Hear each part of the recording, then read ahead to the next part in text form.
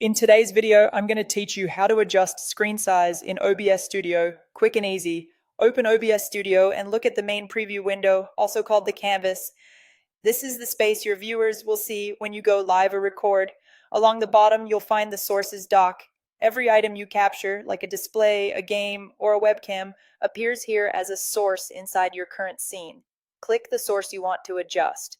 A red bounding box appears around it in the preview. To resize it by hand, drag the red handles, drag a corner to scale proportionally, or drag a side to make it wider or taller. Watch the edges of the canvas as you move. OBS will help you snap to the center or borders so things line up neatly.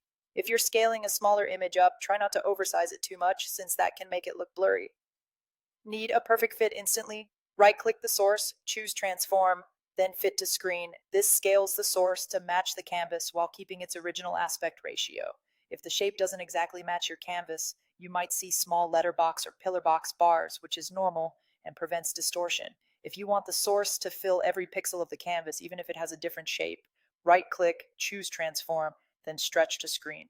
This forces a complete fill but ignores aspect ratio, so things may look squished or stretched.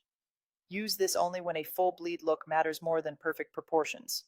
To quickly tidy up placement after resizing, right-click again, select Transform, and choose Center to Screen. This recenters the source on the canvas without changing its size, which is great for resetting alignment. You can also crop a source directly in the preview. Hold the Alt key, then drag an edge of the red box to trim away unwanted parts, like a window title bar or extra background around your webcam. Cropping hides the edges, it doesn't permanently cut the source, and it won't change its original resolution. To undo a crop, drag the handle back out, and if your layout ever gets out of control, there's a quick fix.